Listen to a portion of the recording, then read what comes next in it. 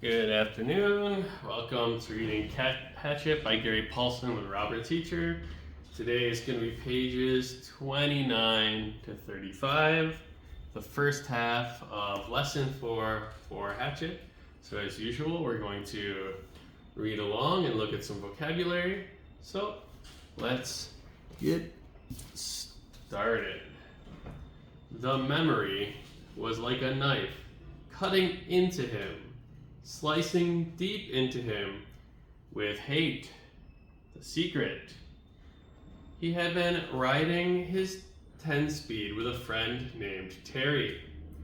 They had been taking a run on a bike trail and decided to come back a different way, a way that took them past the Amber Mall. Brian remembered everything in incredible detail. Remembered the time on the bank clock in the mall, flashing 3:31. Then the temperature, 82, and the date. All the numbers were part of the memory.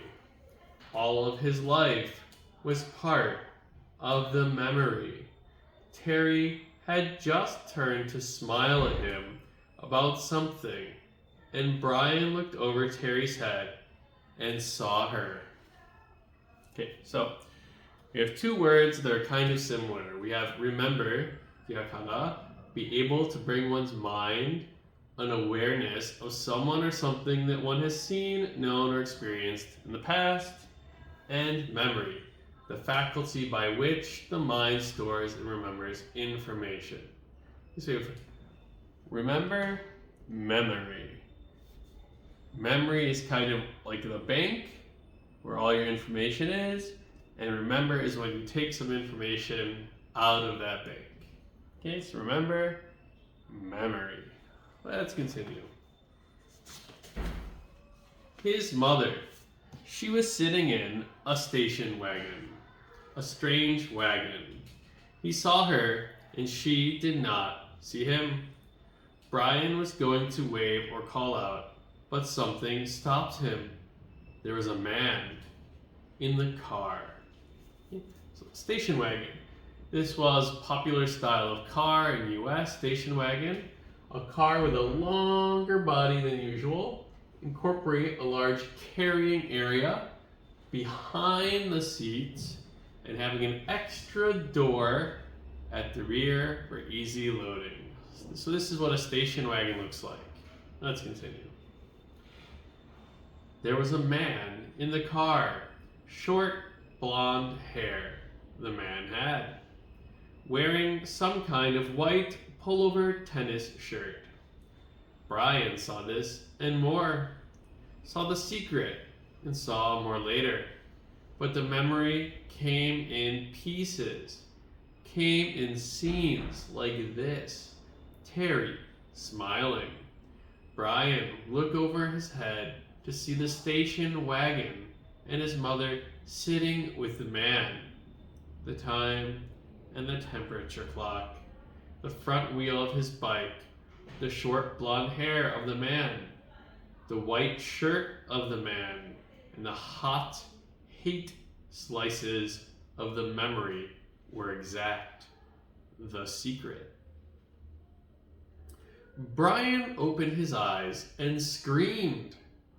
For seconds, he did not know where he was, only that the crash was still happening and he was going to die. And he screamed until his breath was gone. Then silence, filled with sobs, as he pulled in hair, half crying. How could it be so quiet? Moments ago, there was nothing but noise, crashing and tearing, screaming. Now quiet.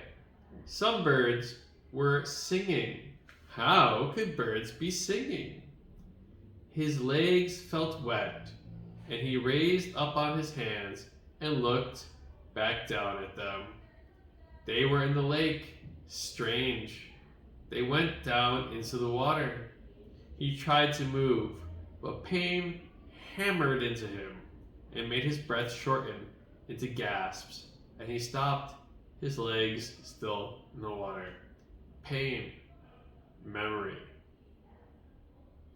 He turned again, and the sun came across the water, late sun, cut into his eyes, and made him turn away. It was over then, the crash. He was alive. The crash is over, and I am alive, he thought. Then his eyes closed, and he lowered his head for minutes that seemed longer. When he opened them again, it was evening, and some of the sharp pain had abated. There were many dull aches, and the crash came back to him fully, into the trees and out onto the lake. The plane had crashed and sunk in the lake, and he had somehow pulled free. He raised himself and crawled out of the water, grunting with the pain of movement. His legs were on fire, and his forehead felt as if somebody had been pounding on it with a hammer, but he could move. He pulled his legs out of the lake and crawled on his hands and knees until he was away from the soft wet shore and near a small stand of brush of some kind. Then he went down, only this time to rest, to save something of himself. He lay down on his side and put his head on his arm and closed his eyes, because that was all he could do now, all he could think of being able to do. He closed his eyes and slept, dreamless, deep down. There was almost no light when he opened his eyes again. The darkness of night was thick, and for a moment he began to panic again. To see, he thought, to see is everything, and he could not see. But he turned his head without moving his body, and saw that across the lake the sky was a light gray, that the sun was starting to come up, and he remembered that it had been evening when he went to sleep. Must be morning now, he mumbled it, almost in a hoarse whisper. As the thickness of sleep left him, the world came back. Hoarse. This is a kind of sore throat, and you sound rough and harsh, typically as a result of sore throat or of shouting. So his voice is hoarse because when the plane was crashing, he was screaming and screaming and screaming and crying. So now his throat hurts from all of the screaming. He is hoarse. Let's continue. He was still in pain, all over pain. His legs were cramped and drawn up, tight and aching, and his back hurt when he tried to move. Worse was a keening throb in his head that pulsed with every beat of his heart. It seemed that the whole crash had happened to his head. He rolled on his back and felt his sides and his legs, moving things slowly. He rubbed his arms. Nothing seemed to be shattered or even sprained all that badly. When he was 9, he plowed his small dirt bike into a parked car and broken his ankle. Had to wear a cast for 8 weeks, and there was nothing now like that. Nothing broken, just battered around a bit. Okay, so in the story, he's talking about sprained versus broken. And sprained and broken are kind of confused a little bit when used in English class, so let's look at the difference. Sprained, be the injured or overexertion or twisting. So sprain can happen when you're playing sports or something twists too far, and then you have pain in your wrist, your knee, your shoulders, your hips, your ankles. Sprain, we injure with twisting and overexertion. Whereas broken is when the bone has been fractured or damaged and is no longer in one piece or working order. So sprain is when we kind of over twist or overexert something, but broken is when the bone is literally fractured or damaged, no longer one piece. Okay, so he said nothing's broken. He's had broken bones before, nothing's broken, but his whole body feels sprained. Okay? But nothing is broken. Let's continue.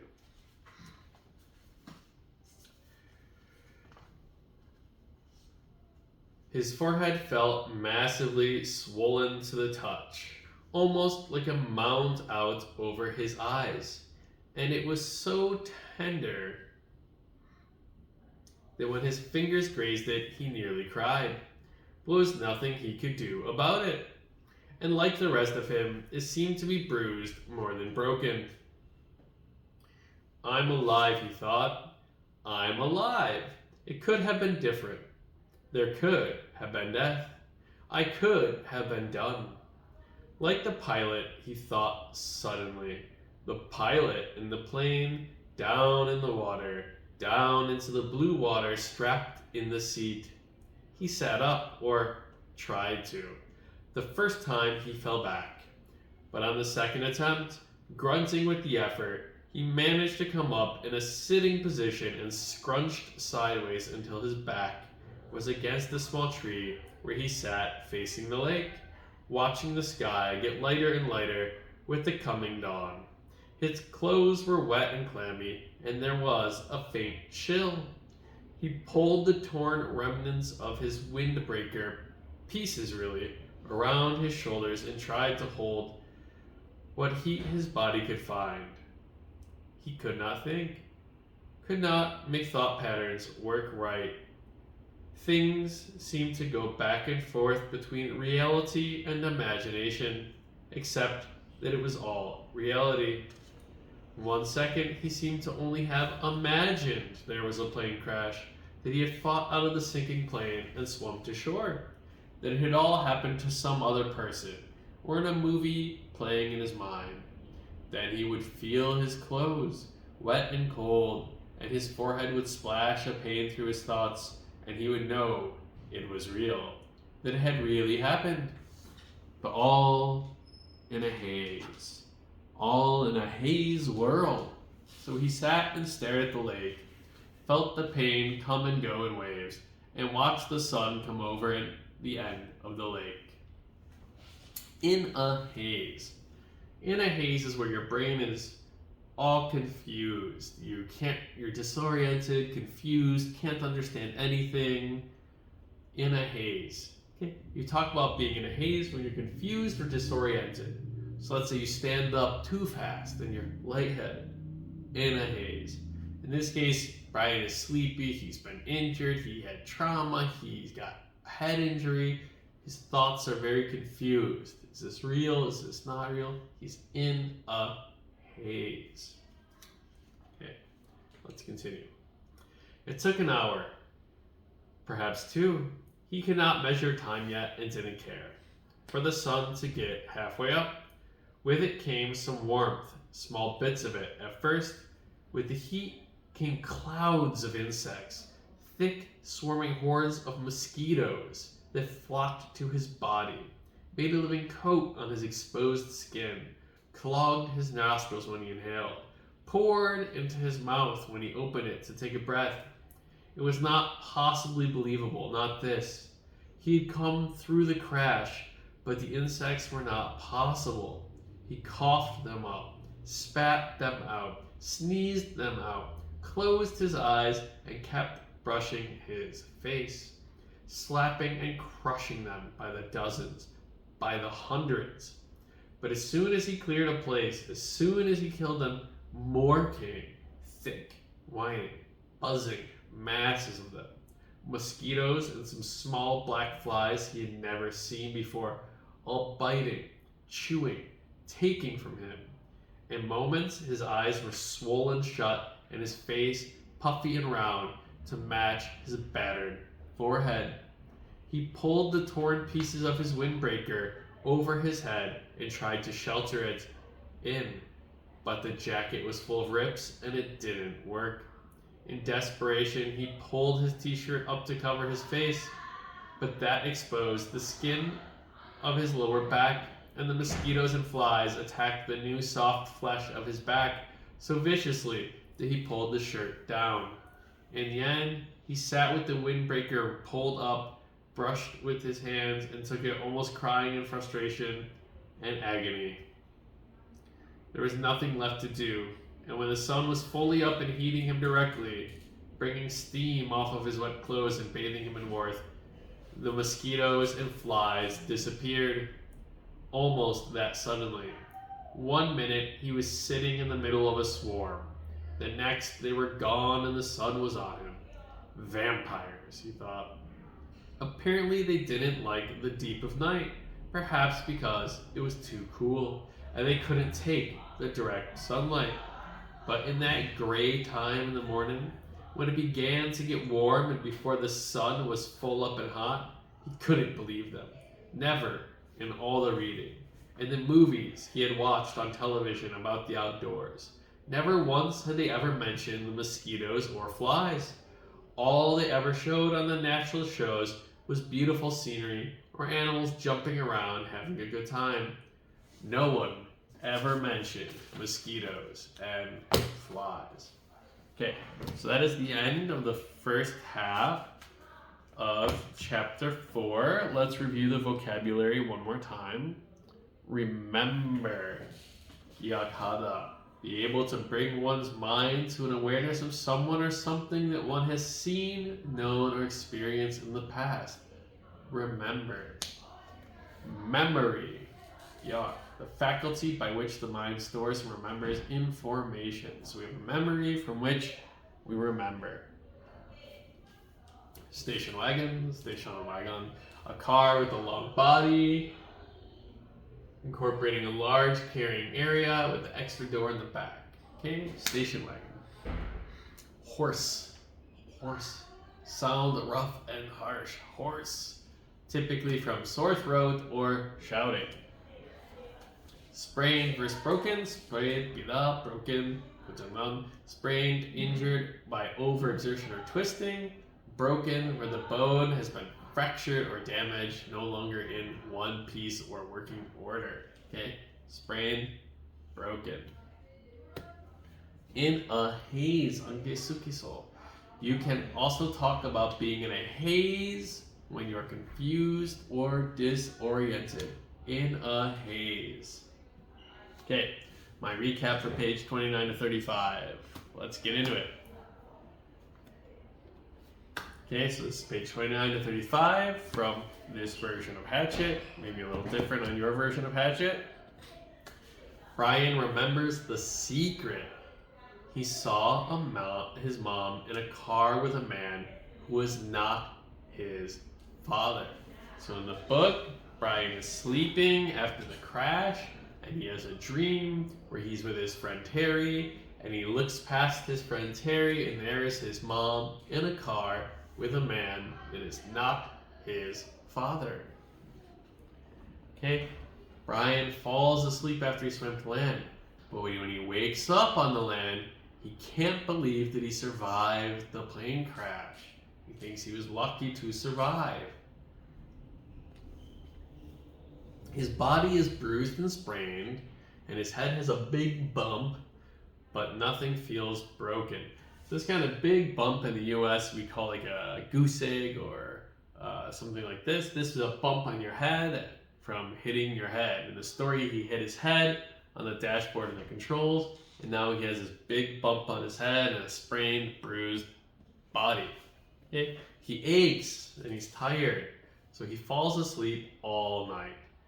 First, he pulls himself out of the water.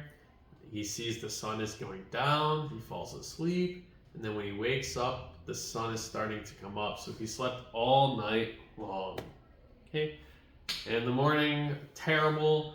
Brian gets bitten by many mosquitoes and horseflies near the lake, which hurts and makes him itchy. In Korea, we have mogi, mosquitoes, but in Korea, we do not have horseflies. So, mosquito pokes his nose into you, his proboscis, and he drinks your blood. But a horsefly will actually bite pieces of your body off. Small pieces, but they still bite off pieces of your body. So he is both happening at the same time. The horseflies are biting him, mosquitoes are poking him, and he says his body swells up. They bit him so many times. When you get a small mosquito bite, it might swell up a little, so all over his face, and then so much that his eyes are swollen shut and his cheeks are puffed out like a marshmallow from so many horseflies and mosquitoes biting him. He says that it's worse than the crash was. Okay? And that's it. So we'll see you next time for the second half of chapter 4. Alright, so that's it for Hatchet today. See you next time. Goodbye.